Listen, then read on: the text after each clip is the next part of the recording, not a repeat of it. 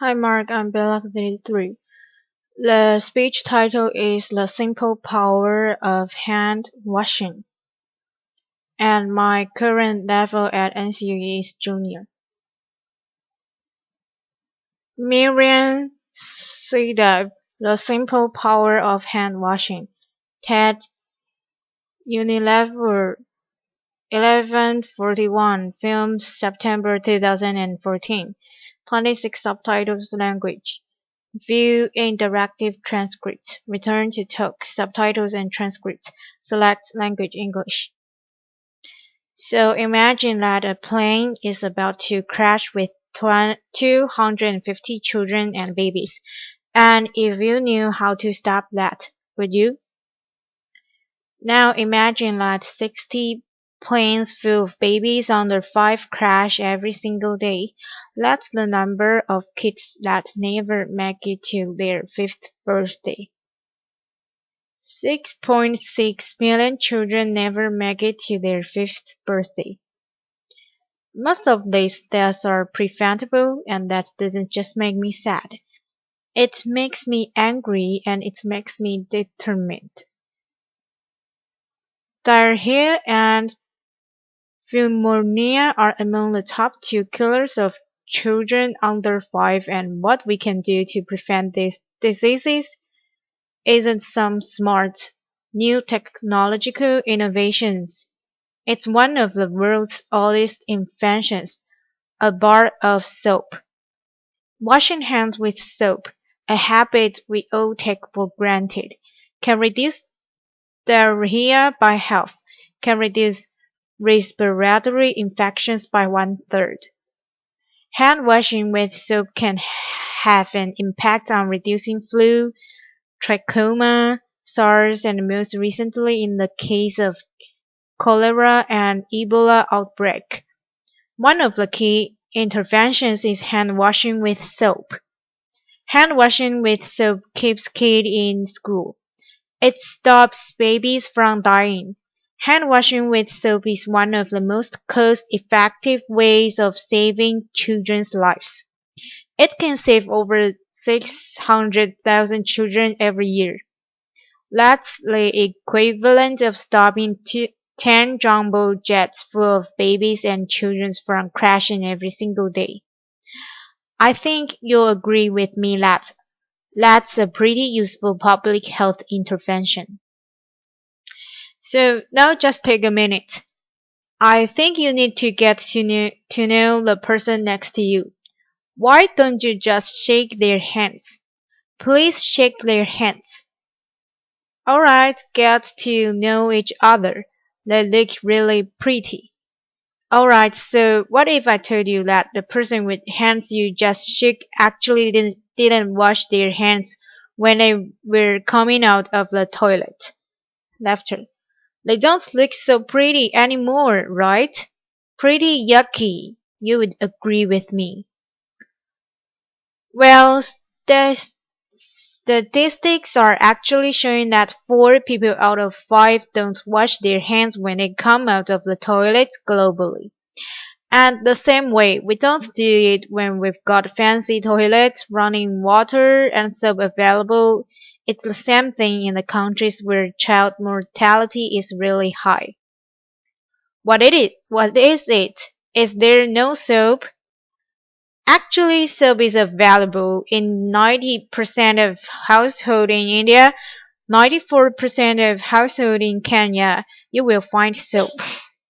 Even in countries where soap is the lowest, like Ethiopia, we are at 50%. So what is it? Why aren't people washing their hands? Why is it that Mayank, this young boy that I met in India, isn't washing his hands? Well, in Mayank's family, soap is used for bathing, soap is used for laundry, soap is used for washing dishes. His parents think sometimes it's a precious commodity, so they'll keep in the cupboard. They'll keep it away from him so he doesn't waste it. On average, In Maniac's family, they will use soap for washing hands once a day at the very best, and sometimes even once a week for washing hands with soap. What's the result of that? Children pick up disease in the place that's supposed to love them and protect them the most in their homes. Think about where you learned to wash your hands. Did you learn to wash your hands at home? Did you learn to wash your hands in school? I think behavioral scientists will tell you what it's very difficult to change the habits that you have had early in life. However, we all copy that, what everyone else does, and local cultural norms are something that shape how we change our behavior, and this is where the private sector comes in. Every second in Asia and Africa, 111 mothers will buy this bar to protect their family. Many women in India will tell you they learned all about hygiene diseases from this bar of soap from Lifebuoy brand. Economic, ec- iconic brands like the one have a responsibility to do good in the places where they sell their products. It's that belief plus the skill of Unilever that allows us to keep talking about hand washing with soap and hygiene to these mothers. Big businesses and brands can change and shift those social norms and make a difference for those habits that are so stubborn. Think about it. Marketeers spend all their time making a switch from one brand to the other. And actually, they know how to transform science and facts into compelling messages. Just for a minute, imagine when they put all their forces behind a message as powerful as hand washing with soap. The profit motivates transforming health outcomes in this world. But it's been happening for centuries. The Lifebuoy brand was launched in 1894 in Victorian England to actually combat cholera. Last week I was in Ghana with the Minister of Health because if you don't know, there's a cholera outbreak in Ghana at the moment. 118 years later, the solution is exactly the same. It's about ensuring that they have access to this bar of soap and that they're using it because that's the number one way to actually stop cholera from spreading.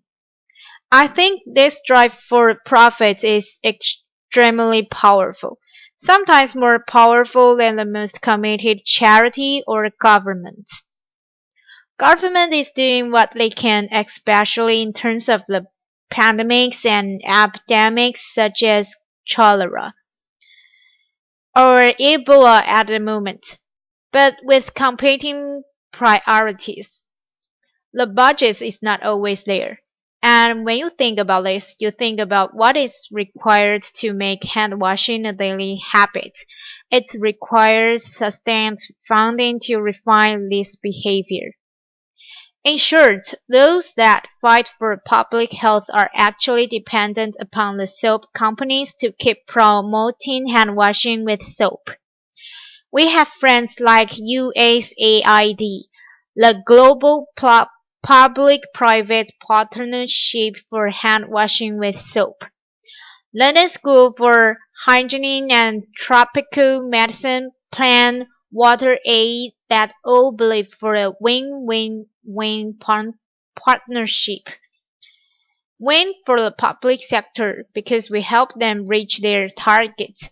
Win for the private sector because we build new generations of future hand washers. And most importantly, win for the most vulnerable. On October 15th, we will celebrate Global Hand Washing Day. Schools, communities, our friends in the public sector, and our friends in the private sector. Yes, on that day, even our competitors, we all join hands to celebrate the world's most important public health intervention. What's required, and again where the private sector can make a huge difference, is coming up with this big creative thinking that drives advocacy. If you take our Help a Child Reach 5 campaign, we've created great films that brings the message of hand washing with soap to the everyday person in a way that can relate to them. We've had over 30 million views. Most of these discussions are still happening online. I urge you to take 5 minutes and look at those films. I come from Mali, one of the world's poorest countries. I grew up in a family where every dinner conversation was around social justice. I trained in Europe's premier school of public health. I think I'm probably one of the only women in country with this high degree in health, and the only one with a doctorate in hand washing with soap. Laughter applause. 9 years ago, I decided with a successful public health career in the making that I could make the biggest impact coming, selling and promoting the world's best invention in public health, soap. We run today the world's largest hand washing program by any public health standards. We've reached over 183 million people in 16 countries. My team and I have the ambition to reach 1 billion by 2020. Over the last 4 years, business has grown double digits, whilst child mortality has reduced in all the places where soap use has increased. It may be uncomfortable for some to hear. Business growth and life saved somehow equated in the same sentence. But it is that business growth that allows us to keep doing more. Without it and without talking about it, we cannot achieve the change that we need. Last week, my team and I spent time visiting mothers that have all experienced the same thing, the death of a newborn. I'm a mom. I can't imagine anything more powerful and more painful. This one is from Myanmar. She had the most beautiful smile, the smile I think that life gives you when you've had a second chance. Her son, Mio, is her second one. She had a daughter who passed away at 3 weeks, and we know that the majority of children that actually die in the first month of their life, and we know that if we give a bar of soap to every skilled birth attendant, and that if soap is used before touching the babies, we can reduce and make a change in terms of those numbers.